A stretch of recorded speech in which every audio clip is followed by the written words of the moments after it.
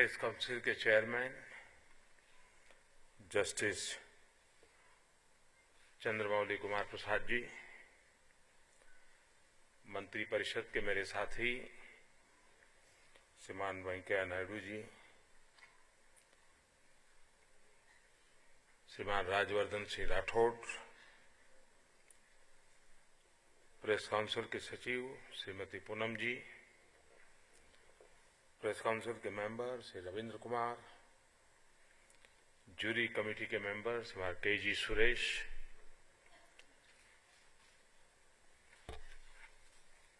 और सभी विचार और कलम के धनी भाई और बहनों, आज जिन महानुभावों का सम्मान हुआ है, सत्कार हुआ है, उन सबको मैं हृदय से बधाई देता हूं और बहुत बहुत शुभकामनाएं देता हूं।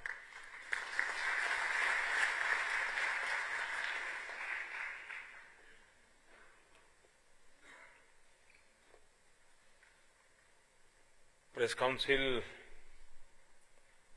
50 वर्ष पूर्ण हो रहे हैं, लेकिन ये भी सही है कि इसमें बीच में कालखंड ऐसा भी आया था जबकि प्रेस काउंसिल को खत्म कर दिया गया था। इसलिए हो सकता है कि इस कालखंड को जोड़ करके करें तो आपको फिर 2 साल के बाद दोबारा एक बार 50 साल मनाने के बाद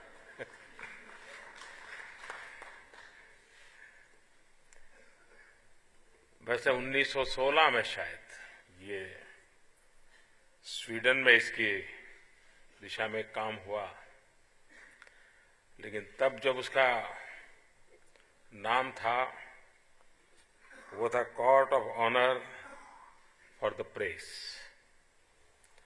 और बाद में इसका नाम बदलते बदलते प्रेस काउंसिल की ओर चला, और शायद दुनिया में आजकल वो प्रेस काउंसिल इस नाम से ही परिचित है।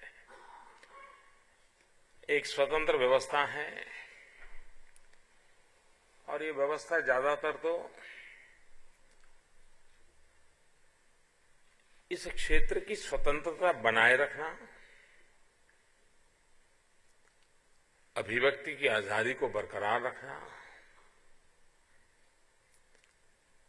और कभी कोई तकलीफ आए तो खुद बैठ करके उसको सुलझाना, खुद ही इसमें बदलाव लाते रहना। उसी प्रकार से पुराने युग में इतनी चुनौतियां नहीं थी जितनी शायद इस युग में है। बहुत ही वरिष्ठ जो पत्रकारिता से जुड़े हुए लोग हैं, उनके पास सोचने का समय रहता था। जब वो अपना रिपोर्ट फाइल करके शाम को घर लौटते थे, तब भी दिमाग में रहता था कि मैंने आज रिपोर्ट फाइल की है, कल छपते आएगी, शायद ये शब्द ठीक नहीं रहेगा। तो फिर घर जाके वो कोशिश करते थे, डेस्क के जो चीफ होंगे उसको कांटेक्ट करना या एडिटर को कांटेक्ट करना। अभी मैं लिख करके आया था लेकिन शायद ये शब्द ठीक नहीं रहेगा, लगता है ये शब्द अच्छा रहेगा। उस समय उसका टेलीफोन कम्युनिकेशन भी नहीं था। कभी वो वापस चले जाते थे रात को भी, और पेज निकलने के समय भी जाकर के, अरे भाई कुछ देखो ये ना हो तो। उसके पास एक लिखने के बाद भी सुबह छपने तक उसके मन पर एक दबाव रहता था, चिंता रहती थी कि मैं जो रिपोर्ट करके आया हूं या जो मैं लिख करके आया हूं, कल निकलेगा तो उसके क्या क्या प्रभाव होगी। मेरा शब्द ठीक था कि नहीं था, मेरा ये हेडलाइन में बनाने की कोशिश का उचित है, और उसको सुधार के लिए कोशिश भी करता था। आज जो लोग हैं उनके पास ये अवसर ही नहीं है। इतनी तेज गति से उसको दौड़ना पड़ रहा है, खबरों की भी स्पर्धा है, उद्योग गृहों की भी स्पर्धा है। ऐसे में उसके सामने बड़ा संकट रहता है कि भाई फिर जो बोलने वालों के लिए जो बोल दिया, दिखाने वालों के लिए जो दिखा दिया, और छपने वाला छपते थे कि तो पहले, अब उनको अभी ऑनलाइन मीडिया चलाना पड़ रहा है। यानी इतना तेजी से बदलाव आया है। इस बदलाव की स्थिति में इस प्रकार के इंस्टीट्यूशंस कैसे इन सबको मददरूप हो, उनकी कठिनाइयों को कैसे दूर करें। सीनियर लोग बैठ करके नई पीढ़ी के लोगों को किस प्रकार से उपयोगी होना को कोई मैकेनिज्म तैयार हो, क्योंकि ये ऐसा क्षेत्र है, उस क्षेत्र को महात्मा गांधी कहते थे कि अनियंत्रित लेखनी ये बहुत बड़ा संकट पैदा कर सकती है।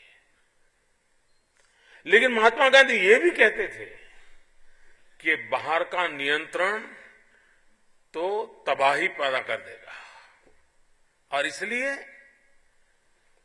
बाहर के नियंत्रण की कल्पना उस समाज को आगे ले जाने वाली कल्पना हो ही नहीं सकती।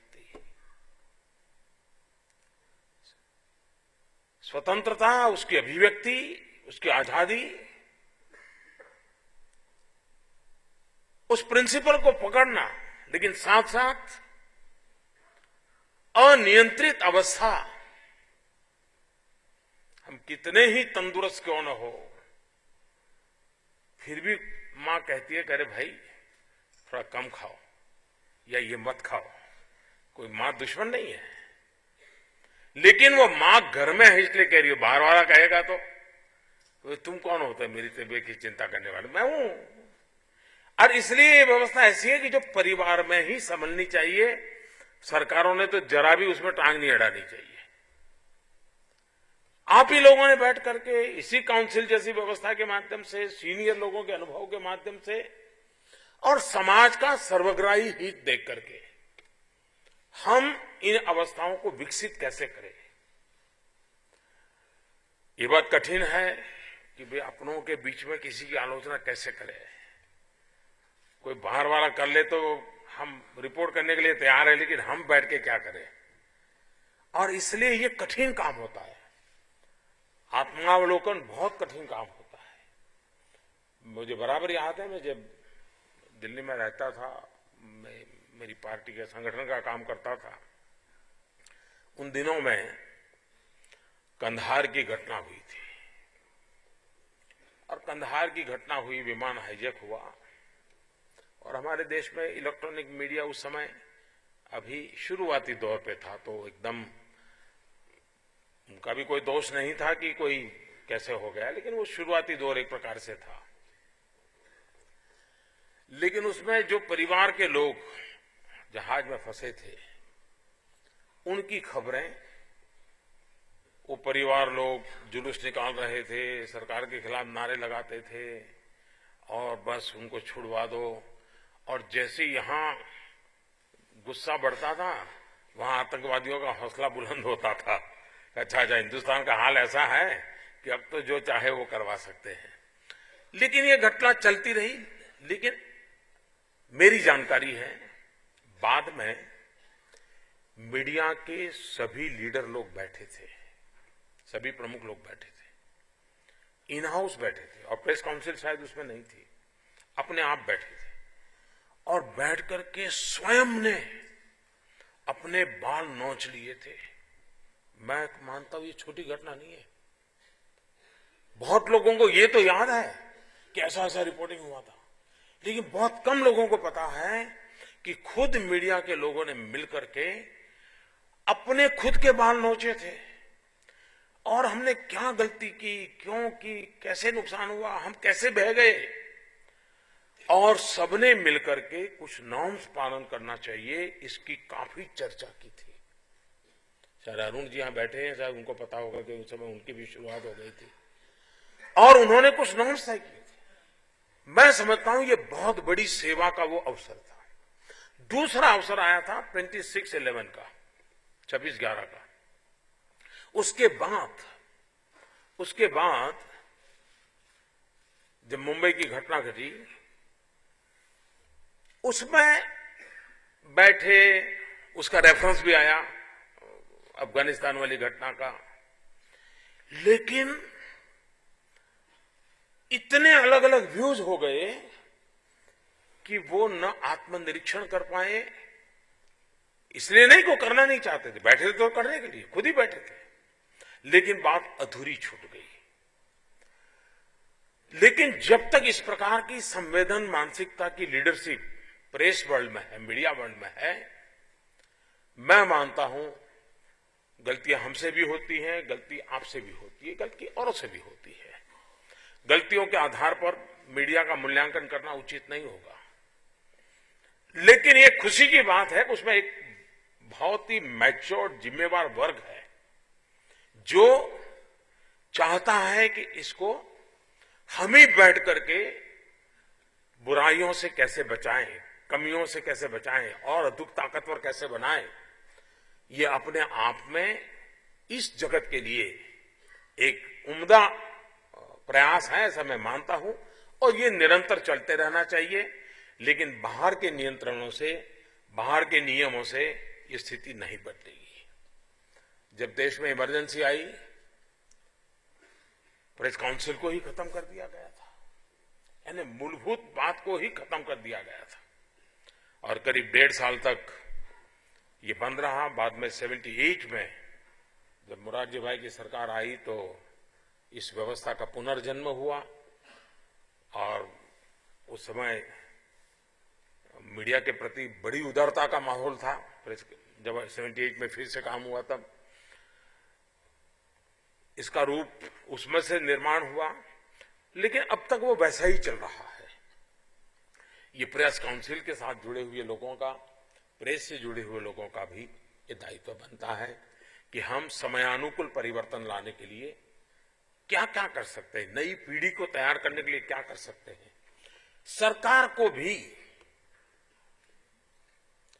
एक तो होता है कि डेली हमारा जो क्षेत्र है वहां के द्वारा हम सरकार को जो कहना है कहते रहे, लेकिन उसके अलावा भी एक व्यवस्था है क्या कि जिसमें सरकार की जानकारियों का अभाव, इसके कारण समस्याएं कैसे पैदा होती है। सरकार को जानकारियां देने के तरीके अगर 30 साल पुराने होंगे तो कैसे काम चलेगा। लेकिन सरकार में ये बदलाव लाने के लिए भी, सरकार की इस कार्यशैली में बदलाव लाने के लिए भी प्रेस काउंसिल के सीनियर लोग मदद कर सकते हैं। जानकारियां देने के तरीके कैसे बदले हम लोग, और ये सब सरकारों की जिम्मेवारी है। ये ठीक है, पत्रकारिता का एक अनिवार्य हिस्सा ये भी है कि जो दिखता है, जो सुनाई देता है, उसके सिवाय भी कुछ खोजना, और इसका महत्वपूर्ण अंग है, इसको इनकार नहीं किया जा सकता।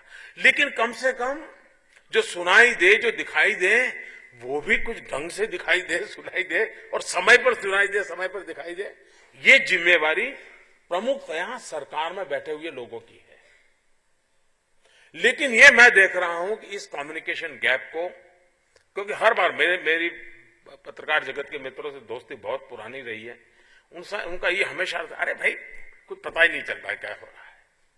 ये ठीक है, उसको 10% जानकारी चाहिए, 90 तो फिर वो अपना कहीं से पहुंच जाएगा, ले आएगा। उसको सिर्फ पता चलना चाहिए, अच्छा ये हो रहा है, तो बाकी में पहुंच जाएगा। उसकी शिकायत उस पहले वाले 10% की है।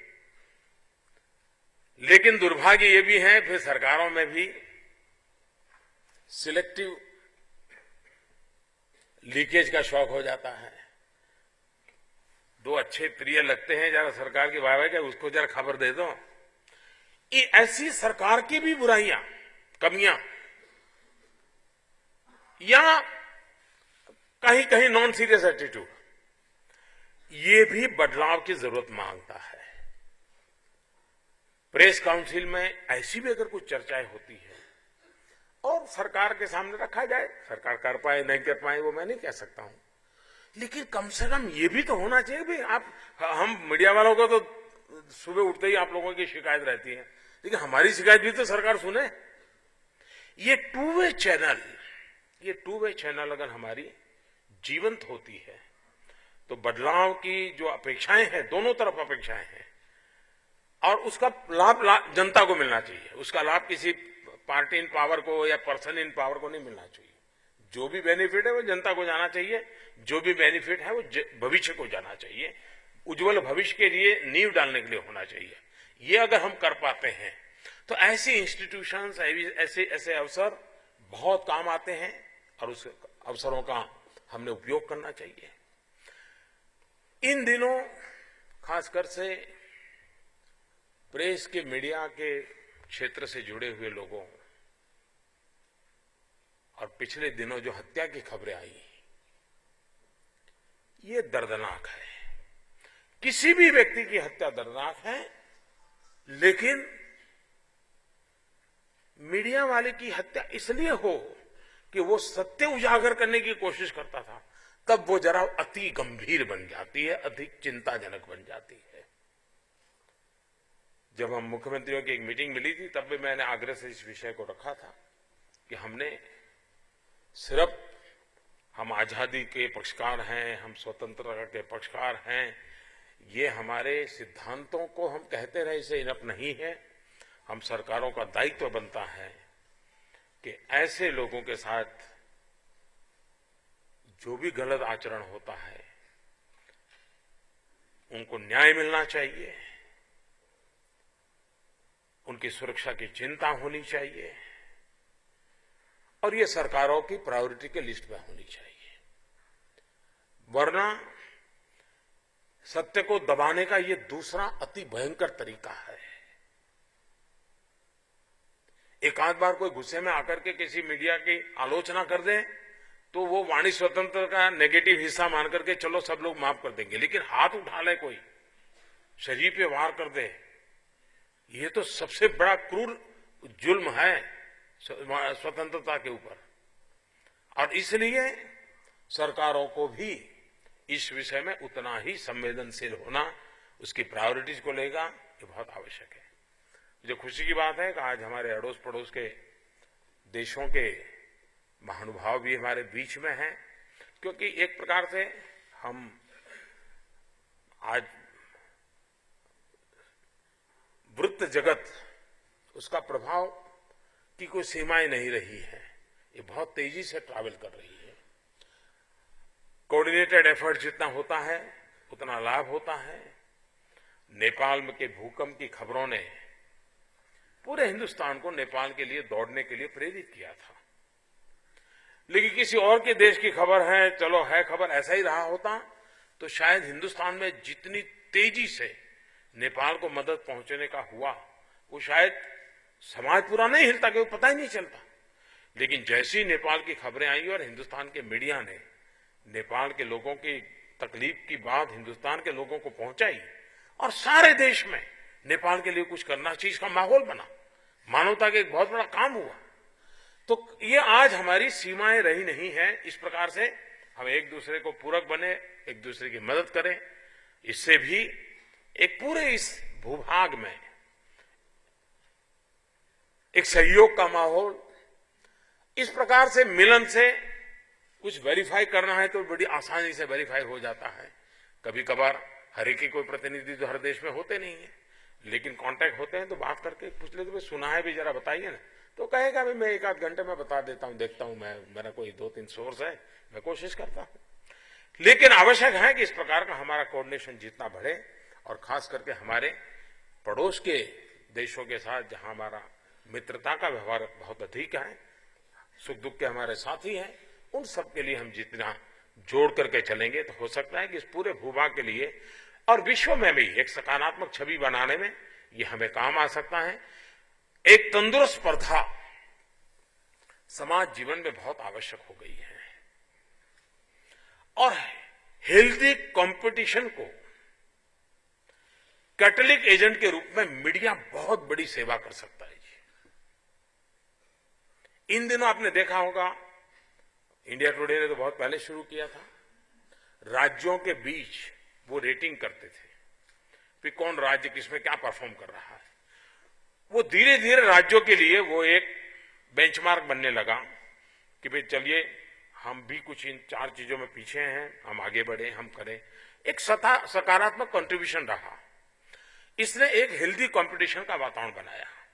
इन दिनों मीडिया के द्वारा, जो कि उनके क्षेत्र का विषय नहीं है, सफाई को लेकर के अवार्ड देना, सफाई को लेकर के लोगों को सम्मानित करना, सफाई को लेकर के जूरी बना करके इलाके में जाना, ये मीडिया के द्वारा हो रहा है, सरकार के द्वारा नहीं हो रहा है।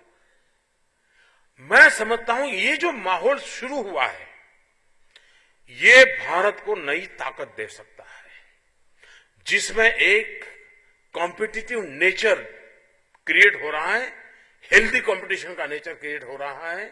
जो अच्छा उस राज्य ने ये किया हम ये करेंगे, उस शहर ने ये किया हम ये करेंगे, ये एक सकारात्मक माहौल बन रहा है। स्वच्छता के अभियान में तो जरूर इसने बहुत बड़ा कंट्रीब्यूशन किया है, लेकिन हमारे समाज जीवन में अच्छाइयों की कोई कमी नहीं है। और मैं पहले भी कहा हूं और आलोचना के रूप में नहीं कहा है, जीवन की सच्चाई के रूप में कहा है कि जो टीवी के पर्दे पर दिखता है वही देश, ऐसा नहीं, इसके सिवाय भी देश बहुत बड़ा है। जो अखबार के पन्नों में चमकते हैं वही नेता, ऐसा नहीं है। जो कभी नाम अखबार में नहीं छपा वो भी समाज जीवन में बहुत उत्तम नेतृत्व करने वाले लोग होते हैं। और इसलिए इन शक्तियों को बाहर लाना और भारत जैसे देश में ऐसे एक कॉम्पिटिटिव सकारात्मक वातावरण, उसको अगर हम बल देंगे तो समाज को भी लगता है यार हम अच्छा करेंगे, हम भी अच्छा करेंगे। मुझे विश्वास है कि आज का ये दिवस हम सब के लिए आत्मचिंतन के साथ और अधिक सशक्त बनने के लिए काम आए, मानवीय मूल्यों की रक्षा करने के लिए काम आए, भारत की भावी पीढ़ी के लिए हम ऐसी नींव को मजबूत करते चले जाएं जो भावी पीढ़ी को मानवीय मूल्यों की सुरक्षा के लिए सहज अनुभूति करा सके। इसके लिए आज के अवसर पर फिर एक बार इस क्षेत्र को समर्पित सभी महानुभावों को बहुत बहुत अभिनंदन करता हूं। धन्यवाद।